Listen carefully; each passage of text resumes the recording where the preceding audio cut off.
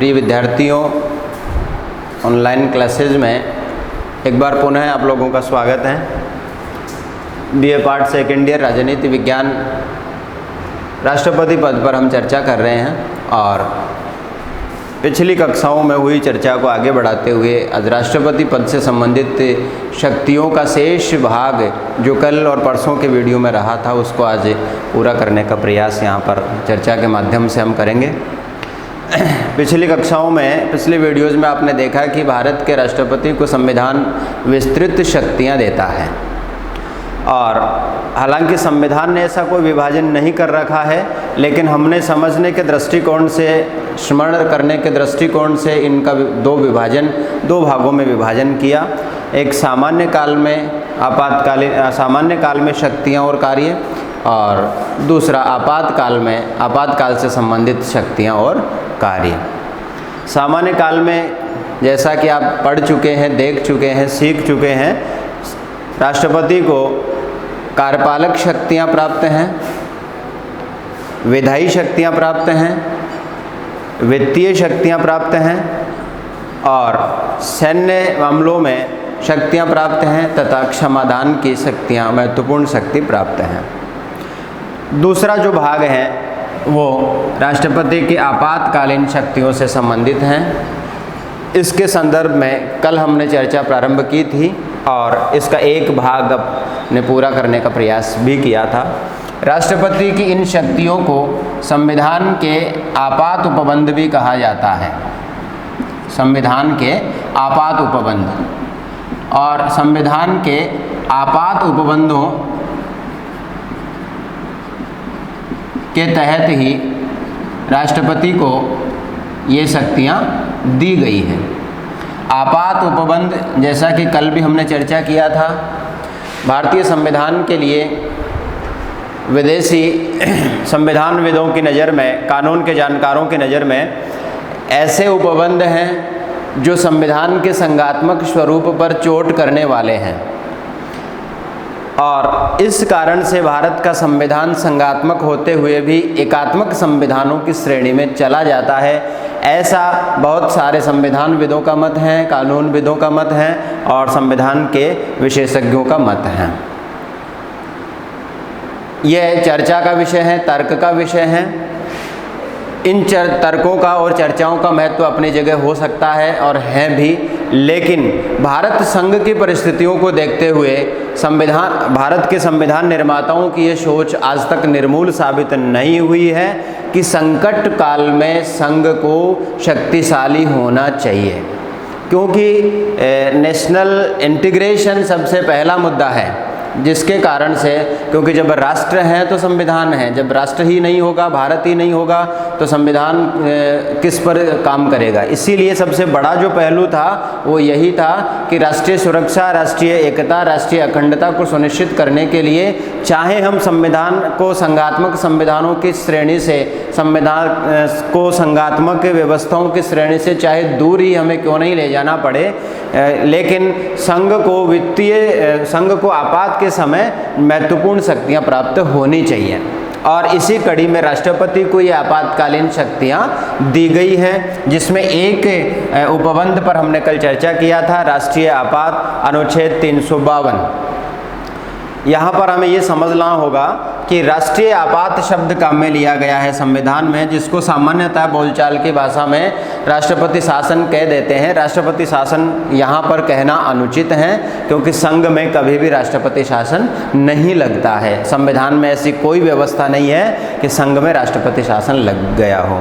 इसीलिए यहाँ पर राष्ट्रपति शासन न कह करके हमें देखना होगा कि हम यहाँ पर इसको राष्ट्रीय आपात कहेंगे। इसकी चर्चा हमने कल किया था कि अनुच्छेद 352 के अनुसार जब भारत की एक अखंडता, भारत की सुरक्षा को कोई खतरा मौजूद हो या खतरा होने की संभावना हो, तो ऐसी स्थिति में कोई बाहरी आक्रमण की संभावना हो, आंतरिक विप्लव हो, विद्रोह हो, सशस्त्र विद्रोह हो, ऐसी स्थितियां अगर मौजूद हों या उनके होने का खतरा मौजूद हो तो राष्ट्रपति राष्ट्रीय आपात की घोषणा कर सकते हैं और इस उद्घोषणा को राष्ट्रपति जो है लागू कर सकते हैं। ये उद्घोषणा संसद के दोनों सदनों द्वारा अनुमोदित होनी आवश्यक है और एक बार में अनुमोदित होने के बाद 6 माह तक लागू किया जा सकता है। और अगर लोकसभा अस्तित्व में नहीं है तो राज्यसभा द्वारा पारित करवाना होगा, और जब भी लोकसभा बैठेगा तब जो है इसको लोकसभा से पारित करवाना पड़ेगा। एक संकल्प से 6 महीने, अगर पुनः लेना है तो पुनः संकल्प लाना पड़ेगा, और इस प्रकार इस व्यवस्था को बनाया जाता है। इसके बड़े व्यापक परिणाम हैं, क्योंकि हम पहले ही कह चुके हैं कि आपातकाल सामान्य परिस्थिति नहीं है, और आपातकाल के तहत जो है बहुत बड़े परिवर्तन संविधान में हो जाते हैं। संविधान का स्वरूप संघात्मक के बजाय एकात्मक हो जाता है, और समस्त कार्यपालक शक्तियाँ जो संघ की तरफ चली जाती हैं। यहाँ पर अनुच्छेद 352 की उद्घोषणा हो जाने के बाद संघात्मक शासन एक तरीके से एकात्मक शासन में बदल जाता है, और हमारा लोकतांत्रिक जो व्यवस्था है वो मुख्यतः विकेंद्रीकरण के बजाय केंद्रीकरण में विश्वास करने लग जाता है। शक्तियों का संपूर्ण निवास संघ सरकार में हो जाता है। फॉर एग्जाम्पल, संघ की कार्यपालक शक्तियां राज्यों को निर्देश देने तक, आदेश देने तक विस्तृत हो जाती हैं। संघ राज्यों को आदेश दे सकता है कि राज्य अपनी कार्यपालक शक्तियों का प्रयोग किस प्रकार से करेंगे, या संघ राज्यों की कार्यपालक शक्तियां, संपूर्ण कार्यपालक शक्तियां या किन्हीं कार्यपालक शक्तियों को अपने हाथ में ले सकता है, या अपने द्वारा नियुक्त किसी अधिकारी को दे सकता है। इसके अलावा राज्यों की विधायिनी शक्तियों पर भी संघ का अधिकार हो जाता है, और संघीय संसद राज्यों की अनुमति के बिना राज्य सूची के विषयों पर कानून बनाने को संशक्त हो जाती हैं, अधिकृत हो जाती हैं। इस प्रकार देखें कि विधायी शक्तियां और कार्यपालक शक्तियां जो संविधान में राज्यों को दी गई है, उन पर संघ का सीधा सीधा नियंत्रण स्थापित हो जाता है। इसके अलावा संघीय संसद में लोकसभा के कार्यकाल को 1 साल के लिए बढ़ाया जा सकता है, अगर 352 प्रवर्तन में है। इसके अलावा तीसरा चौथा जो महत्वपूर्ण प्रभाव है वो मौलिक अधिकारों को लेकर के हैं। अनुच्छेद 19 के तहत अभिव्यक्ति की स्वतंत्रता के अधिकार का निलंबन स्वमेव ही हो जाता है। अनुच्छेद 32 के तहत संवैधानिक उपचारों के अधिकार का निलंबन स्वतः ही हो जाता है। अन्य अधिकारों का निलंबन राष्ट्रपति कर सकते हैं। बाद में संविधान संशोधन करके ये वापस जोड़ा गया कि अनुच्छेद 20 और 21, अनुच्छेद 20 और 21 ये 2 अनुच्छेद जो हैं 352 के प्रवर्तन में रहते हुए निलंबित नहीं किए जा सकेंगे। तो इस प्रकार इसका बड़ा महत्वपूर्ण प्रभाव है। दूसरा जो मुद्दा है, दूसरा जो शक्ति और प्रभाव है वो है राज्यों में संवैधानिक तंत्र की विफलता, failure of constitutional machinery in states. यहाँ पर हम सामान्य बोलचाल में जो संघ के लिए राष्ट्रपति शासन शब्द प्रयोग में लाते हैं वो वहाँ पर गलत है, यहाँ पर इसका प्रयोग किया जा सकेगा। राज्यों में राष्ट्रपति शासन लगाया जाता है, न कि संघ में राष्ट्रपति शासन लगाया जाता है। और इसकी जो संवैधानिक शब्दावली है वो संवैधानिक तंत्र की विफलता कहलाती है, संवैधानिक तंत्र की विफलता। अब संवैधानिक तंत्र क्या है? राज्यों की चुनी हुई सरकारें संवैधानिक तंत्र है, क्योंकि वो संवैधानिक प्रक्रिया और संवैधानिक उपबंधों के अधीन, संवैधानिक कानूनों के अधीन निर्वाचित होती हैं, और उसे कार्य करने का अधिकार मिलता है, शक्तियाँ प्राप्त होती है। इसीलिए इसे संवैधानिक तंत्र यहाँ पर कहा गया है। यूँ कहें कि राज्यों की जो निर्वाचित सरकारें हैं वो संवैधानिक तंत्र हैं। उसकी विफलता का तात्पर्य यह है कि विधि द्वारा स्थापित सरकार जो संवैधानिक मशीनरी है, कॉन्स्टिट्यूशनल मशीनरी है, वो संवैधानिक उपबंधों के अनुसार कार्य करने में असमर्थ पाई जाती हैं, या लॉ एंड ऑर्डर का सिचुएशन वह मेंटेन नहीं रख पा रही हैं। क्योंकि राज्य का सबसे मूलभूत उद्देश्य कानून और व्यवस्था को बनाए रखना है। लॉ एंड ऑर्डर का सिचुएशन मेंटेन रखना ही राज्य का सर्वप्रथम दायित्व है। और जब राज्य सरकारें इस दायित्व की पूर्ति में, इस दायित्व के निर्वहन में असफल रहती हैं, या संवैधानिक उपबंध या कानूनी उपबंधों के अनुसार शासन तंत्र को सुचारू नहीं चला पाती है, तो ऐसी स्थिति में उस संवैधानिक तंत्र की विफलता मानी जाती है। और यहाँ पर इसी को बताया गया है कि राज्यों में संवैधानिक तंत्र की विफलता हो जाना ये दूसरे प्रकार का आपात है, जिसको आर्टिकल 356 यानी अनुच्छेद 356 के तहत संविधान में वर्णित किया गया है। इसकी जो परिभाषा है वो, इसकी जो शब्दावली संविधान में दी गई है वो इस प्रकार से है कि राष्ट्रपति को हमें यह याद रखना होगा कि तीनों प्रोक्लेम राष्ट्रपति के द्वारा किए जाएंगे। आर्टिकल 352, आर्टिकल 356 और आर्टिकल 360, तीनों प्रोक्लेम या तीनों जो उद्घोषणाएं हैं वो राष्ट्रपति ही करेगा। तो यहाँ पर भी राष्ट्रपति को अगर कोई राज्यपाल रिपोर्ट कर देते हैं, राज्यपाल कोई मामला बनाकर भेज देते हैं, या राज्यपाल के अन्य किन्हीं माध्यमों से राष्ट्रपति को समाधान हो जाता है कि अमुक राज्य की सरकार संवैधानिक उपबंधों के अनुसार कार्य करने में असमर्थ है या कानून की पालनावान नहीं हो रही है, तो ऐसी स्थिति में राष्ट्रपति उस राज्य में जो है अनुच्छेद 356 के तहत वहाँ के शासन तंत्र को बर्खास्त कर देते हैं, सरकार को हटा देते हैं, और ये व्यवस्था ही संवैधानिक तंत्र की विफलता का आर्टिकल 356 का आपात कहलाती है, जिसे सामान्य बोलचाल की भाषा में हम राष्ट्रपति शासन भी कहते हैं। अब यहाँ पर ये देखना होगा कि जरूरी नहीं है कि राज्यपाल की रिपोर्ट पर ही राष्ट्रपति 356 का प्रयोग करें, अन्यथा भी राष्ट्रपति को अगर समाधान हो जाता है, अन्य किसी माध्यम से भी राष्ट्रपति को समाधान हो जाता है, तो भी वे ऐसा कर सकते हैं। यहाँ अर्थात इसका अर्थ ये है कि राष्ट्रपति को यहाँ विस्तृत और निर्बाधित शक्ति प्राप्त है। वह किसी विचार पर आधारित नहीं है, किसी संस्था पर आधारित नहीं है और किसी निकाय पर आधारित नहीं है, वह स्वयं भी इसका समाधान कर सकते हैं। स्वयं उनका समाधान यहाँ पर मानने योग्य है कि राष्ट्रपति को अगर समाधान हो जाए कि किसी राज्य का संवैधानिक तंत्र विफल हो गया है, लॉ एंड ऑर्डर का सिचुएशन मेंटेन नहीं रख पा रहा है, तो ऐसी स्थिति में राष्ट्रपति इसकी उद्घोषणा कर सकते हैं। अब इसका जो प्रोसेस है करीब 352 के प्रोसेस के समान ही है। इस उद्घोषणा को भी संसद के दोनों सदनों के सामने लाना पड़ेगा, या राष्ट्रपति चाहें तो पश्चातवर्ती उद्घोषणा द्वारा इसको वापस ले सकते हैं, अन्यथा इसको संसद के दोनों सदनों के सामने लाना पड़ेगा। 2 माह के भीतर इसको दोनों सदनों से पारित करवाना पड़ेगा। अगर राज्यसभा ने ऐसा संकल्प प्रस्ताव पारित कर दिया है और लोकसभा ने पारित करने से पहले विघटित हो गई है या लोकसभा अस्तित्व में ही नहीं है, तो ये संकल्प प्रस्ताव लोकसभा जब भी बैठेगी उसके सामने लाया जाएगा। उसकी प्रथम बैठक से लगा करके 1 महीने के भीतर इस प्रस्ताव को लोकसभा में विशेष बहुमत से संकल्प को पारित करवाया जाएगा। अगर लोकसभा पारित कर देती है तो उस दिनांक से 6 महीने के लिए मान्य हो जाएगा, अगर पारित नहीं करती है तो उस दिनांक को उसका अस्तित्व समाप्त हो जाएगा।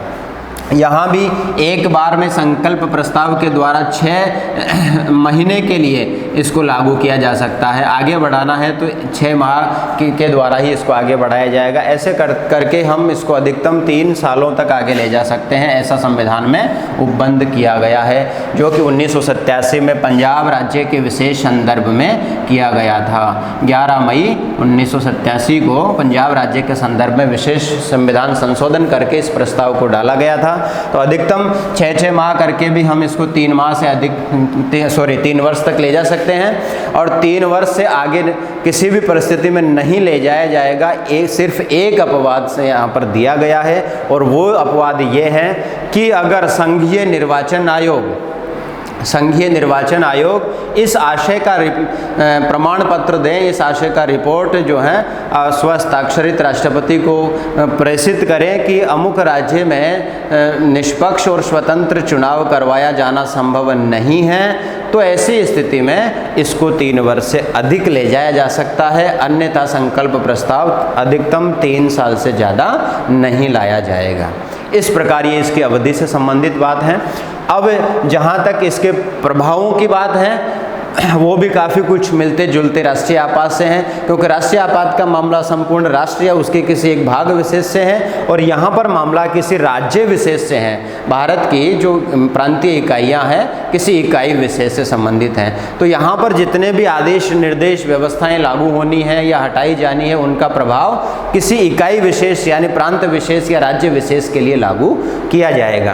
तो जिस राज्य में भी ये प्रोक्लेम किया गया, ये उद्घोषणा किया गया, 356 प्रवर्तन में लाया गया, तो वहाँ पर कार्यपालक शक्तियां संघ की इच्छा अनुसार प्रयोग में लाई जा सकेंगी। राष्ट्रपति कार्यपालक शक्तियों के लिए आदेश उस कार्यपालिका को दे सकेंगे, या अपने द्वारा कोई अधिकारी नियुक्त कर सकेंगे, या राज्यपाल को उसके लिए विशेष अधिकार दे सकेंगे, जिसका वर्णन उस उद्घोषणा में किया जाएगा।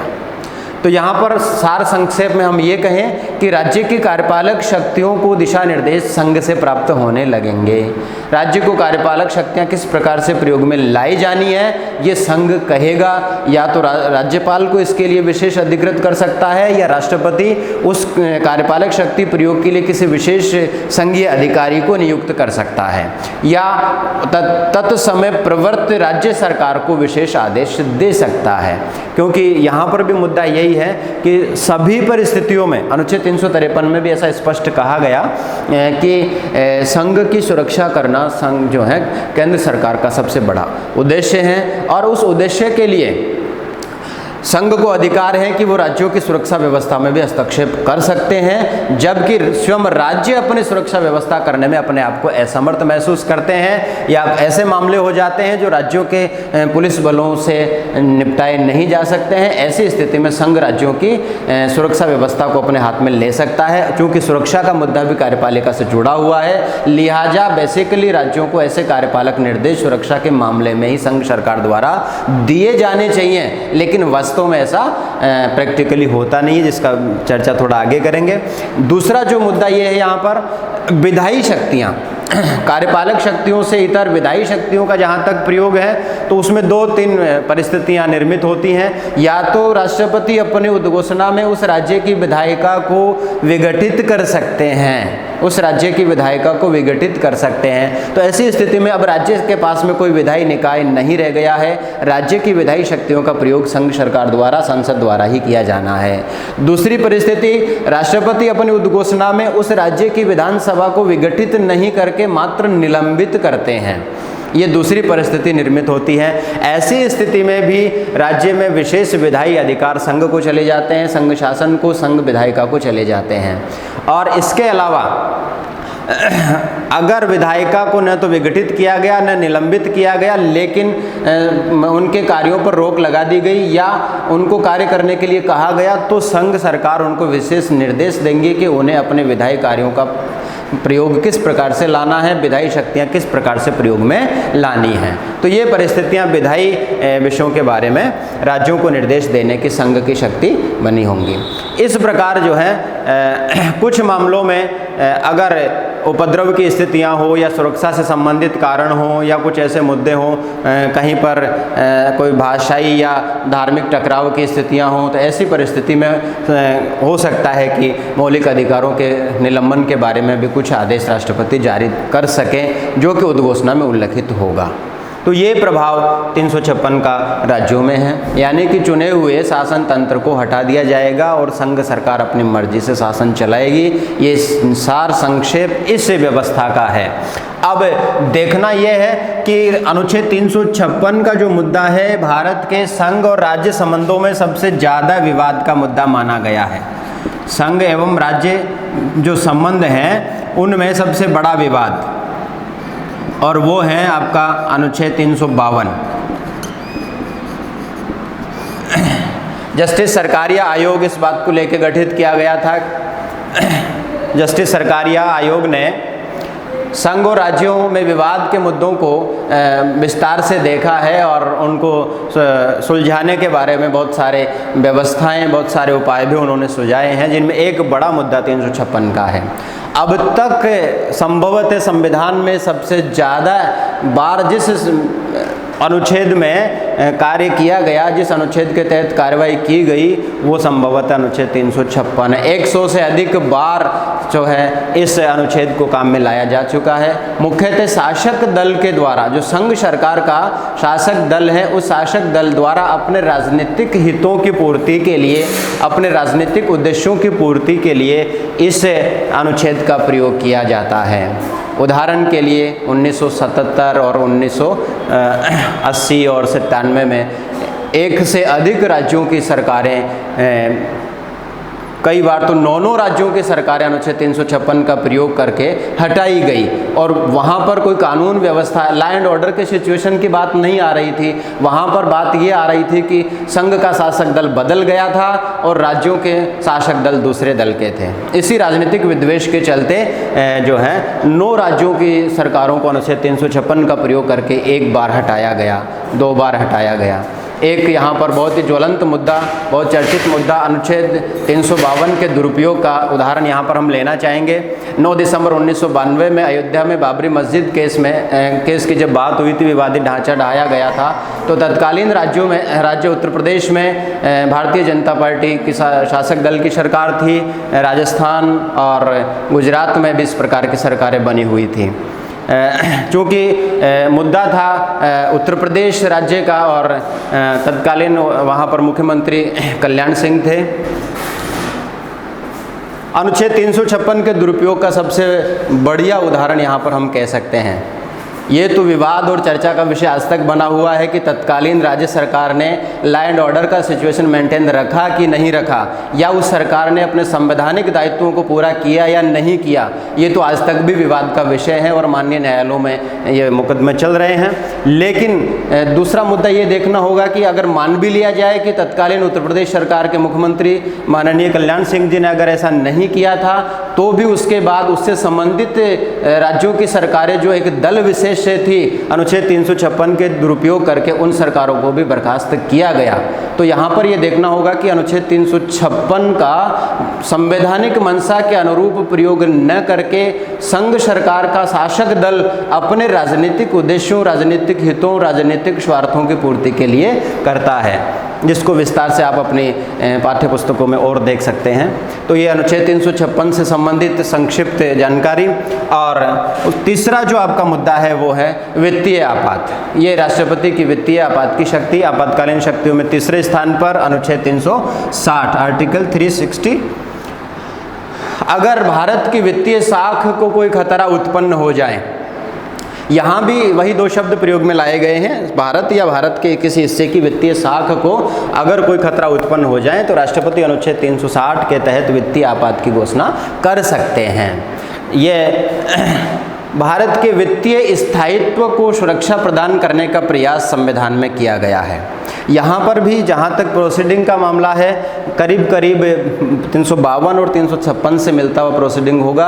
राष्ट्रपति जो उद्घोषणा लेकर के आएंगे, जो प्रोक्लेम करेंगे, उसको पश्चातवर्ती उद्घोषणा से वापस ले सकते हैं। अगर पश्चातवर्ती उद्घोषणा से वापस नहीं लिया गया है तो उसको 2 महीने के भीतर संसद के दोनों सदनों के सामने लाना होगा और संसद के दोनों सदनों से विशेष संकल्प का बहुमत लेकर के उसे पारित करना होगा। अगर लोकसभा अस्तित्व में नहीं है या इस संकल्प को पारित करने से पूर्व ही विघटित हो जाती हैं, तो राज्यसभा से पारित होने के बाद जब भी लोकसभा बैठेगा तब उस बैठक के प्रथम तिथि से लगा करके 1 महीने के भीतर उसको लोकसभा से पारित करवाना पड़ेगा। जैसे ही पारित कर देते हैं, एक बार में 1 वर्ष के लिए इसको लागू किया जा सकेगा।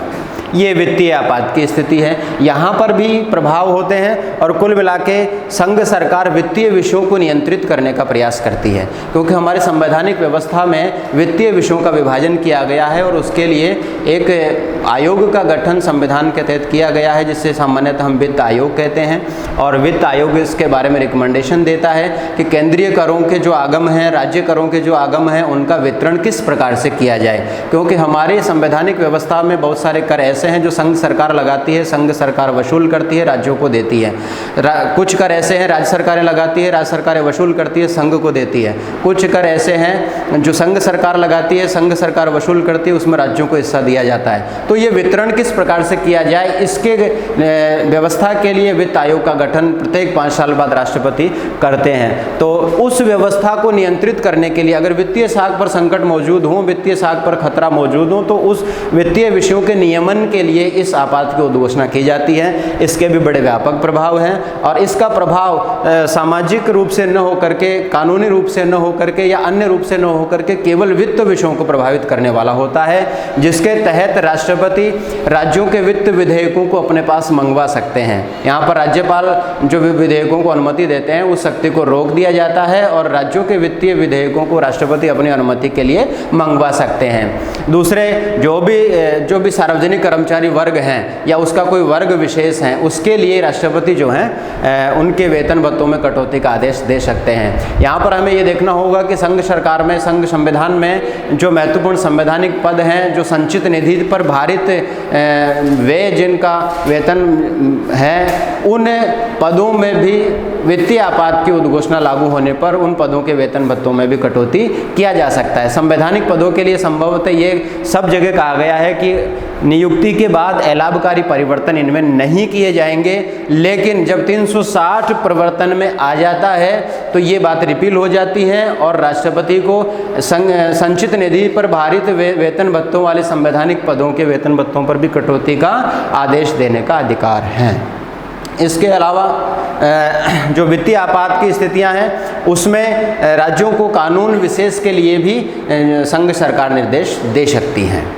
तो ये वित्त आपात से संबंधित राष्ट्रपति की शक्तियां हैं।